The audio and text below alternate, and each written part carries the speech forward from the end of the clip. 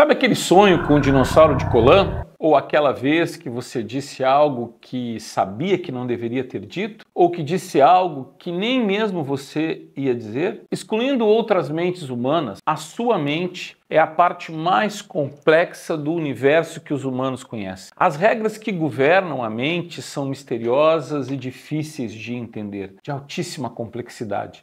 E talvez nossos cérebros não sejam complexos o suficiente para se compreenderem. Mas isso não vai impedir de você tentar. O termo psicologia só foi cunhado por volta da virada do século XVI e a prática que hoje chamaríamos de ciência só foi estabelecida em meados de 1800. Mas é claro que os humanos sempre foram curiosos sobre si mesmo e sobre o que acontece aqui dentro. Aristóteles ponderou sobre a origem da consciência humana e concluiu que ela estava no coração, não na cabeça. Há 2000 anos, os governantes chineses realizaram os primeiros exames psicológicos do mundo, exigindo que funcionários públicos fizessem testes de personalidade e inteligência. E no final do século IX, o médico persa, muito conhecido, também reconhecido como Rhazes, foi um dos primeiros a descrever doenças mentais e chegou a tratar pacientes no que era essencialmente uma das primeiras alas psiquiátricas de seu hospital em Bagdá. Desde os esforços desses primeiros pensadores até hoje, o campo da psicologia tem se dedicado a abordar algumas das grandes questões. Como os humanos podem cometer atos horríveis como genocídio e tortura? E como sabemos que esses atos são horríveis? Temos livre-arbítrio ou somos simplesmente influenciados pelo ambiente, pela biologia e por fatores inconscientes? O que é doença mental e o que podemos fazer a respeito? E o que é consciência ou a noção de si mesmo? Se eu perder a consciência de mim mesmo, ainda serei humano? Eu não sei. Mas ao longo dos próximos meses, estas são as questões que vamos explorar juntos. Como nossos cérebros funcionam, como podem falhar, como podem ser curados, por que nos comportamos da maneira que nos comportamos, mesmo quando não queremos. O que significa pensar, sentir, estar vivo. Ao ouvir a palavra psicologia, a maioria das pessoas provavelmente pensa em um terapeuta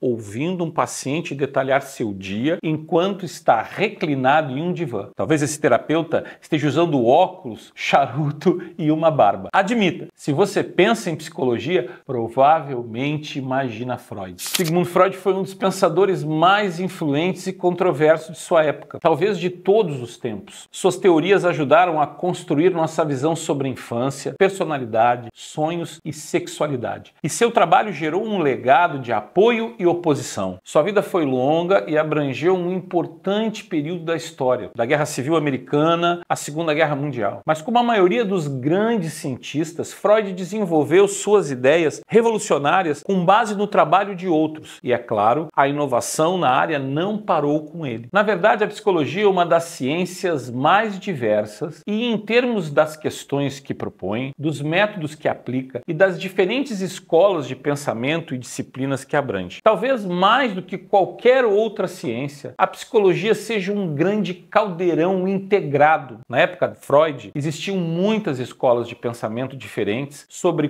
como o estudo da mente humana deveria ser abordado. Principalmente, havia as ideias do estruturalismo, do funcionalismo e da psicanálise. A psicologia científica teve início em 1879 na Alemanha, quando o médico Wundt criou o primeiro laboratório de psicologia na Universidade de Leipzig, poucos anos após a publicação de seus Princípios de Psicologia Fisiológica, considerado o primeiro livro didático de psicologia propriamente dito. Wundt e seu aluno Edward Bradford se inspiraram em químicos e físicos e argumentaram que, se essas pessoas conseguiam decompor toda a matéria em elementos ou estruturas simples, por que não poderiam fazer a mesma coisa com os cérebros? Eles tentaram compreender as estruturas da consciência, levando os pacientes a uma introspecção, perguntando-lhes como se sentiam ao observar o pôr do sol, ao sentir cheiro de um café, ao lamber um gatinho ou qualquer outra coisa. Titchener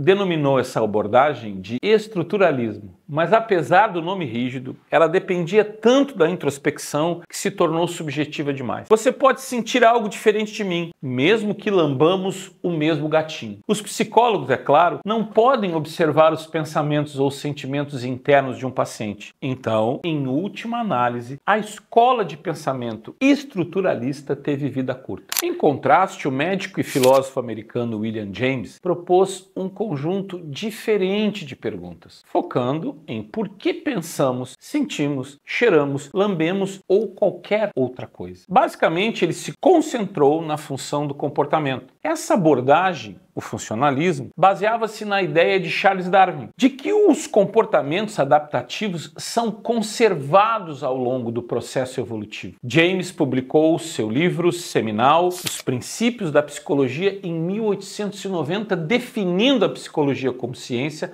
da vida mental, justamente quando Freud começava a demonstrar sua grande inteligência. Sigmund Freud iniciou sua carreira médica em um hospital vienense, mas em 1886 abriu seu próprio consultório especializado em distúrbios nervosos. Nessa época, Freud testemunhou seu colega Joseph Brauer tratar uma paciente chamada Ana O com uma nova técnica de terapia da fala. Ele a deixava falar sobre seus sintomas. Quanto mais ela falava e trazia à tona suas memórias traumáticas, mais seus sintomas diminuíam. Foi uma descoberta revolucionária que mudou Freud para sempre. A partir de então, Freud incentivou seus pacientes a falarem livremente sobre tudo que lhe viesse à mente e praticarem a associação livre. Essa técnica lançou as bases para sua carreira e para todo um ramo da psicologia. Em 1900, ele publica seu livro A Interpretação dos Sonhos, onde apresentou sua teoria. Você provavelmente pensa em psicanálise como um tratamento, o paciente no divã, e isso certamente faz parte do método analítico. Mas o conceito de Freud era, na verdade, muito mais complexo e revolucionário. Um dos pilares da psicanálise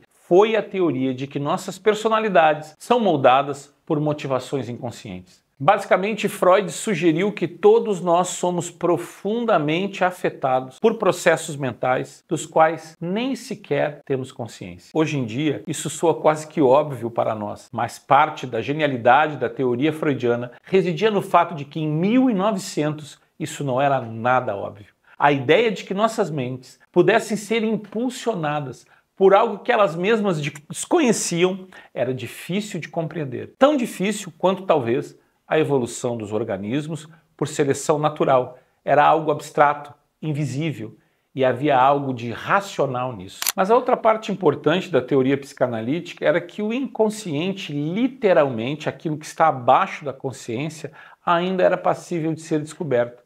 Mesmo que sem consciência, era possível compreendê-lo por meio de uma técnica terapêutica que utilizava sonhos, projeções e associação livre para desenterrar sentimentos reprimidos e obter autoconhecimento. O que o Freud estava realmente dizendo era que os transtornos mentais poderiam ser curados por meio da psicoterapia e da autodescoberta analítica. E isso foi um grande avanço, porque antes disso, pessoas com doenças mentais eram confinadas em sanatórios e, na melhor das hipóteses, eram submetidas a trabalhos braçais e, na pior, eram acorrentadas a uma cama. Após a interpretação dos sonhos, Freud publicou mais de 20 livros e inúmeros artigos, sempre com o seu charuto icônico na mão. Ele acreditava que fumar o ajudava a pensar, mas também contribuiu para o desenvolvimento do câncer que acabara por o tirar a vida. E durante os últimos 16 anos, ele se submeteu a pelo menos 30 cirurgias dolorosas enquanto continuava fumando. No final da década de 30, os nazistas ocuparam a Áustria e Freud e sua família judia escaparam por pouco para a Inglaterra. Em setembro de 39, a dor em sua mandíbula, afetada pelo câncer, se tornou insuportável e um amigo médico ajudou-o a cometer suicídio por meio de uma injeção de morfina. Ele tinha 83 anos. Quer você o ame ou o odeie, não há dúvida de que o impacto de Freud na psicologia foi monumental. Enquanto teorias concorrentes no jovem campo da psicologia desapareceram ou evoluíram para algo diferente, a psicanálise permanece um conceito e uma prática importantes e relevantes até o dia de hoje. A próxima grande transformação ocorreu durante a primeira metade do século XX, quando o behaviorismo ganhou maior destaque. Grandes nomes como Ivan Pavlov, John Watson e Skinner